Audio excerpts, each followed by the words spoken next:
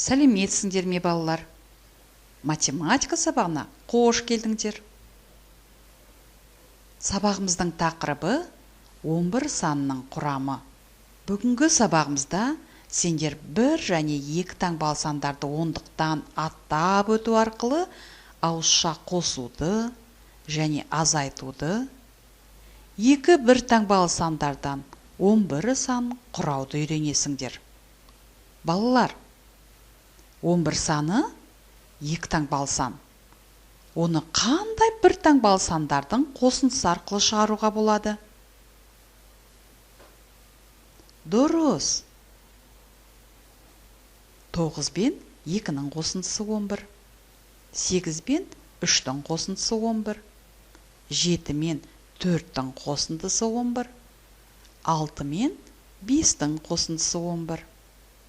Мозаикада 2 түсті бөлшектер бар. Нұрлан бұйым құрастыру үшін 1 түстен 9 бөлшек, ал 2-ші түстен 2 бөлшек алуы тиіс. Бұйым құрастыру үшін ол барлығы неше бөлшек қолданады?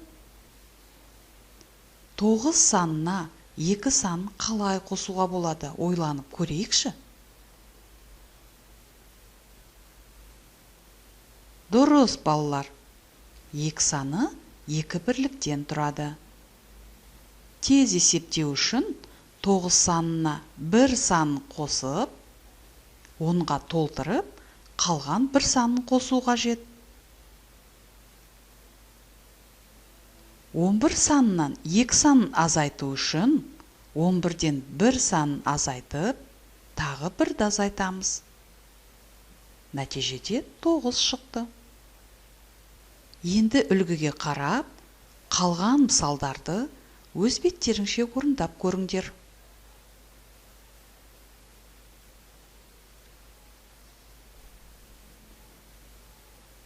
Орындап болсақ, дұрыс нұсқасымен салыстырып көрейік.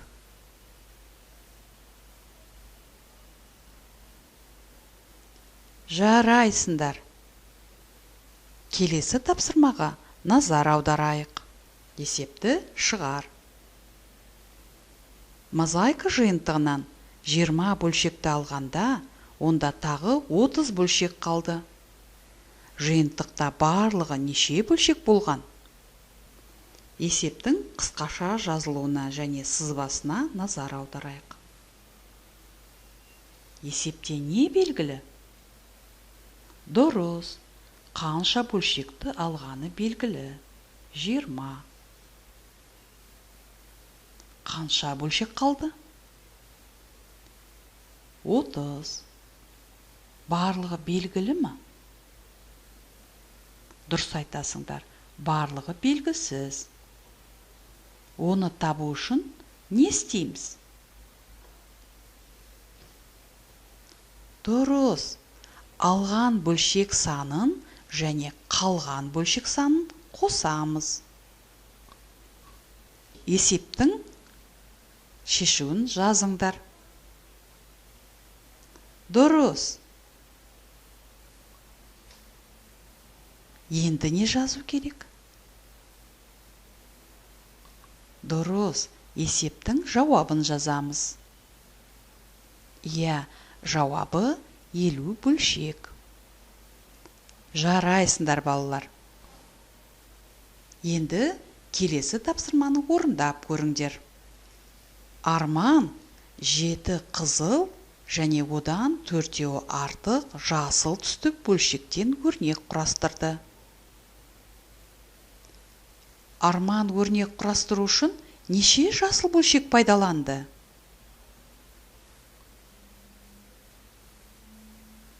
Есепте не белгілі? Дұрыс. Қызыл бөлшектің саны белгілі. 7. Тағы қандай түсті бөлшектер бар? Жасыл. Жасыл түсті бөлшек белгілі ме? Дұрыс айтасыңдар. Жасыл түсті бөлшек белгісіз. Бірақ оның қызыл түсті бөлшектен 4-еуі артық. Оны табу үшін не істейміз? Дұрыс. Қызыл түсті бөлшек санына, яғни 7 санына 4 санын қосамыз. Есептің шешуін жазыңдар.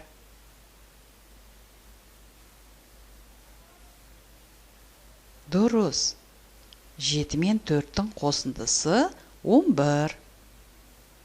Енді не жазу керек? Дұрыс. Есептің жауабын жазамыз. Жауабы 11 жасыл бөлшек пайдаланылды. Жарайсыңдар, балалар. Қазір, балалар, сендер зерттеуші боласыңдар. Мына мозаика бөлшектері қандай заңдылықпен орналасқан? Бірінші қатардағы мозаика бөлшектерінің орналасуында қандай заңдылықтар байқадыңдар? Екінші қатарда ше? Иә, дұрыс айтасыңдар. Бірінші қатарда әрбір 3 сары бөлшектен соң бір жасыл бөлшек орналасқан. Ал екінші қатарда әрбір бір көк бөлшектен соң 2 қызыл бөлшек бар.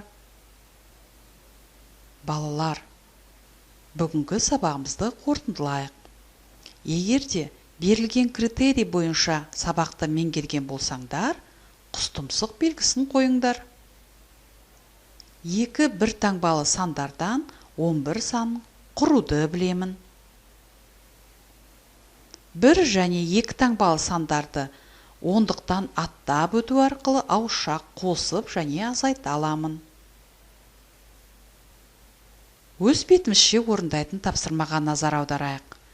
Бүгінгі алған білімдеріңді бекіту үшін экранда берілген мысалдарды өз беттеріңше орындаңдар.